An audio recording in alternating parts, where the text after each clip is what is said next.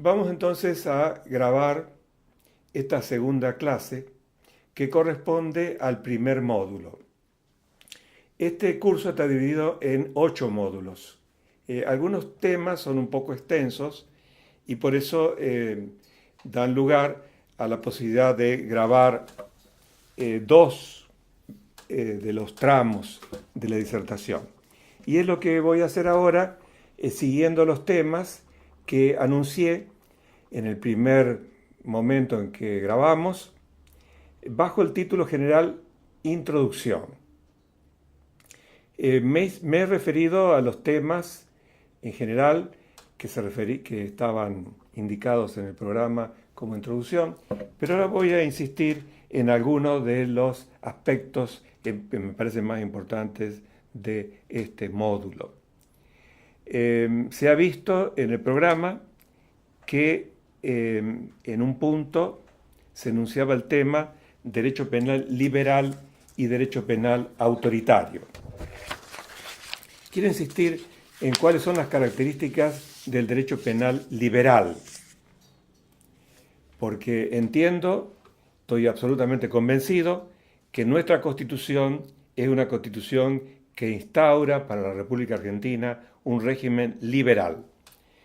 Entonces, liberal es un régimen en el cual la escala de valores reconoce que el mayor bien es la posibilidad de vivir sin más restricciones que las que sean necesarias para mantener la paz social. En el primer momento de la grabación dije que una cosa es la libertad absoluta, y puede haber libertad absoluta para una persona que viva en una isla solitaria. Podría hacer lo que quiera porque no de ninguna manera afectaría los intereses de terceros. En un país organizado, en una sociedad organizada, donde hay personas que conviven, la libertad no es absoluta. La libertad está dada y tiene la medida necesaria de manera tal que se pueda asegurar la normal convivencia. O sea, nuestra Constitución garantiza la libertad individual en la medida en que sea necesaria para mantener la paz social. Todos sabemos, pero no es inútil repetirlo, que hay una tensión permanente entre la libertad y el poder.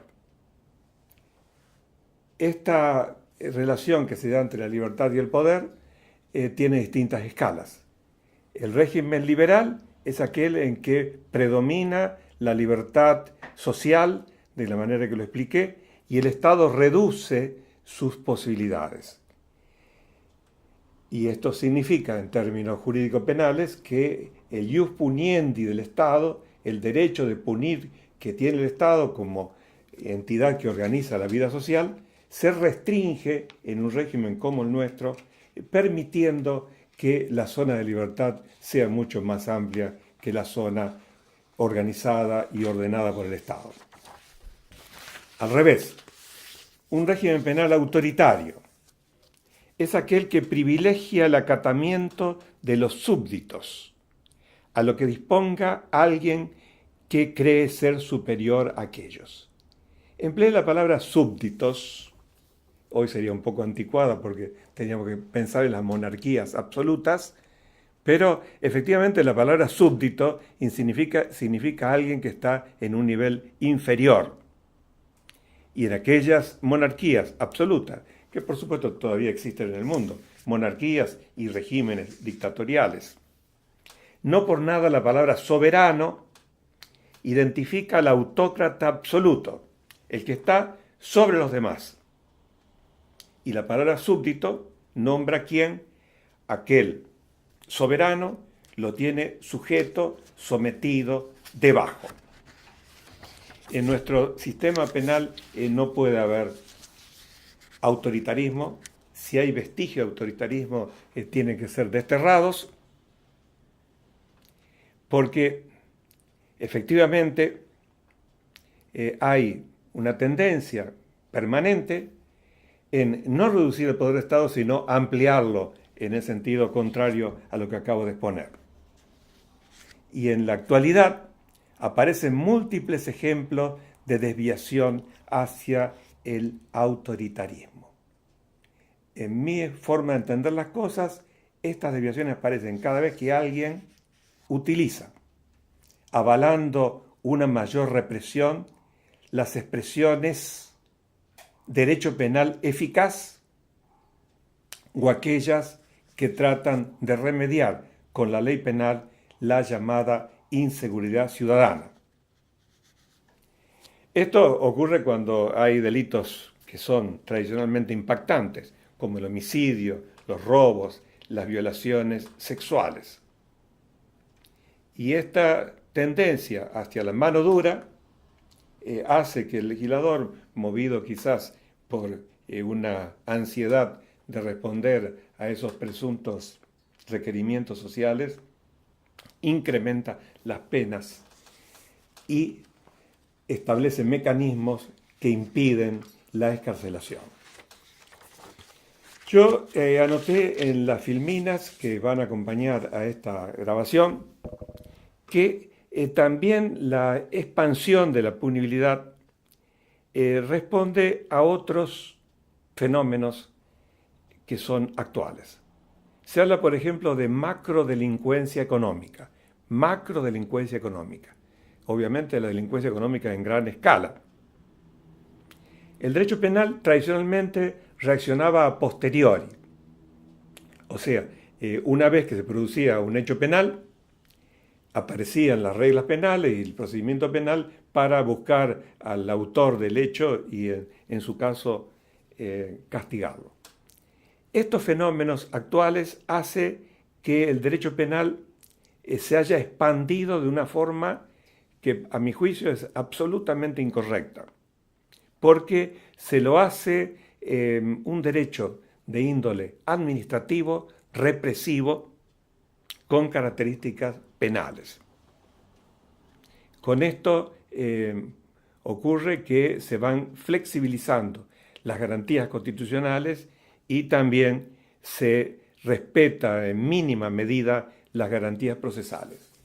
Yo abogo para que todos quienes podamos de alguna manera influir en las decisiones que tomen nuestros legisladores, nuestros jueces, los operarios del sistema penal, traten de contrarrestar esta tendencia. Porque además es absurda, porque no tiene ningún sentido intelectualmente válido, en ningún sentido de eficacia comprobada. Es solamente una muestra de un derecho penal puramente simbólico. Anoté a continuación en las filminas dos modos de entender la expresión proporcionalidad. Este curso se llama proporcionalidad de la pena.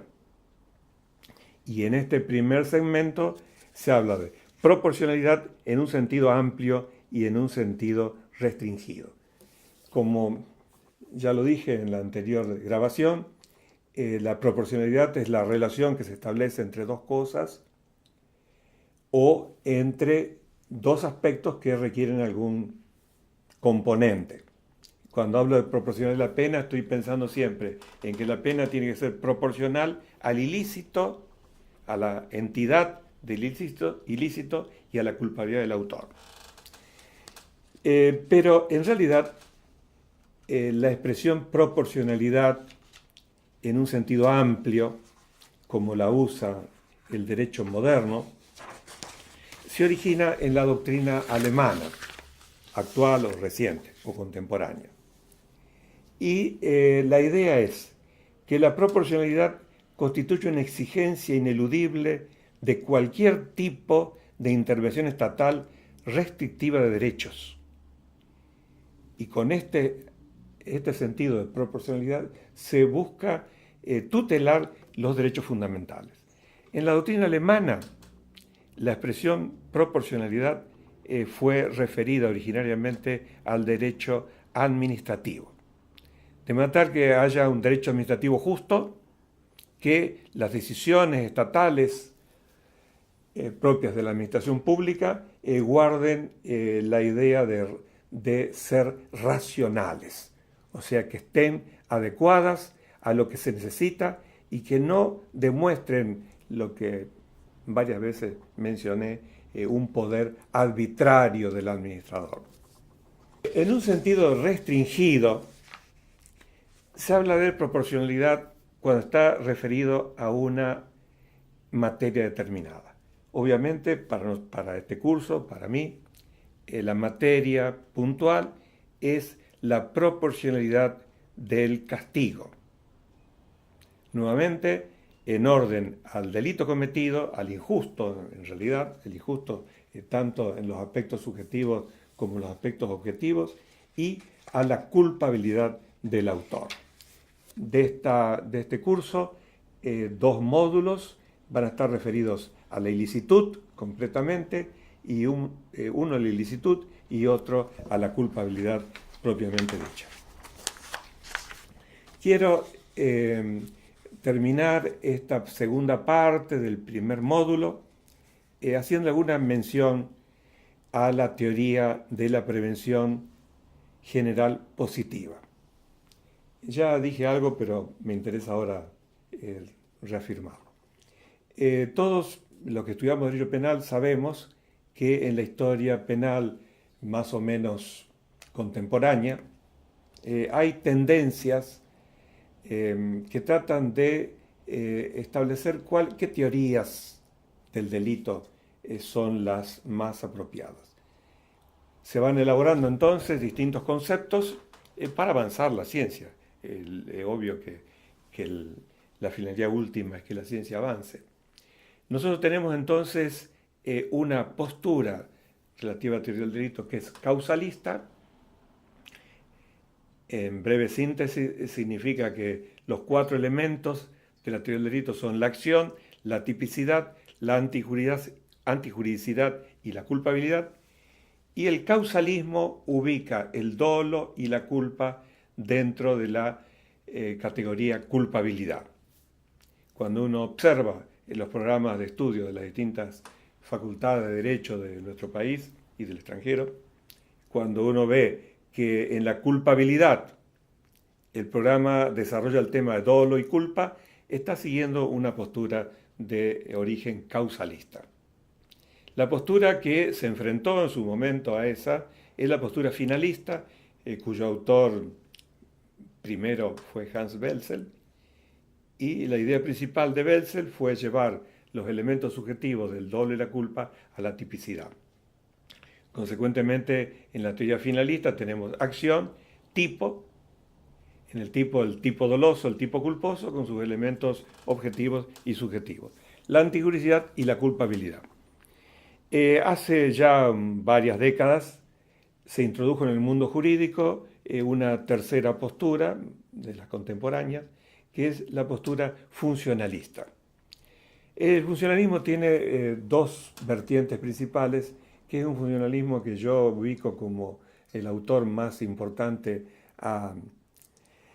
del funcionalismo de la primera vertiente, a Klaus Roxin, y el autor más importante, o por lo menos más trascendente en América Latina, de la postura extrema de funcionalismo, a Jacobs. Y Jacobs, el funcionalismo de Roxin es un funcionalismo moderado, no vale la pena que ahora me extienda en esto. A mi juicio y para mi propia utilidad, el concepto de imputación objetiva que desarrolló Roxin y otros autores, que me parece muy útil, es la imputación objetiva del resultado. Jacobs y otros también, seguidores de Jacobs, le agregan a esto la imputación objetiva del comportamiento. Y simultáneamente, por obra de Jacobs, se habla de la prevención general positiva. Yo advierto en algunas de las obras de Jacobs, no en todas, porque Jacobs ha escrito durante mucho tiempo, es un autor prolífico que viene publicando en Alemania hace añares en revistas jurídicas. Acá en Latinoamérica se lo conoce más por las traducciones que se han hecho al idioma castellano, pero fundamentalmente en algunas de sus obras y en las que más se conocen en nuestros ámbitos, pregona lo que llama prevención general positiva. Esta tesis es una tesis que en síntesis ha sido expuesta ya a mediados del siglo XIX y tiene como principal exponente decir que el fin del Estado es mantener inalterable el derecho. El fin primordial del Estado, principal del Estado, es mantener inalterable el derecho. Yo creo que hay derivaciones de esta teoría que sería inaceptable en el orden de la proporcionalidad de la pena que yo estoy desarrollando. Porque en su concepción, un sujeto, y cito textualmente a Jacobs, no es aquel que puede ocasionar o impedir un suceso, sino aquel que puede ser hecho responsable por éste.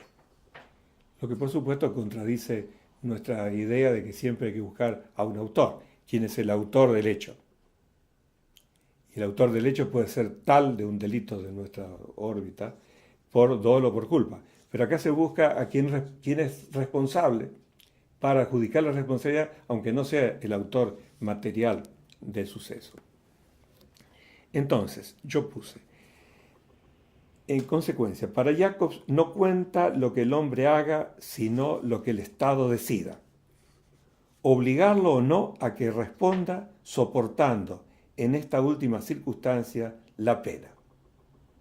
Si bien Jacobs a veces cita Kant y a veces cita Hegel, a mí me parece que no sigue la idea de Kant, porque en el sentido kantiano de la libertad como derecho innato, la libertad es entendida como independencia con respecto a la arbitrariedad impuesta por otro, o sea, impuesta por cualquiera, incluso impuesta por el Estado. Lo dice Kant en la Metafísica de las Costumbres, parágrafo 30. Yo creo que la postura de esta vertiente alemana, parte de la ciencia alemana, obviamente no toda la ciencia alemana tiene ese criterio, ¿no? Pero yo creo que aplicando tales ideas desaparece el principio de proporcionalidad de la pena. Porque si lo que se debe comparar es por un lado la gravedad del injusto y la culpabilidad del autor, y en el otro extremo la reacción penal, reemplazando el primer término de la ecuación por la norma pura, esta no tiene entidad. O sea, no se puede medir en más o en menos. Por lo mismo, es dable imponer cualquier pena, sea cual fuese su repercusión en la suerte del condenado. Esta es la consecuencia final, a mi juicio, obviamente, a que conduce la teoría de la prevención general positiva en el sentido expuesto en algunas obras de Jacobs.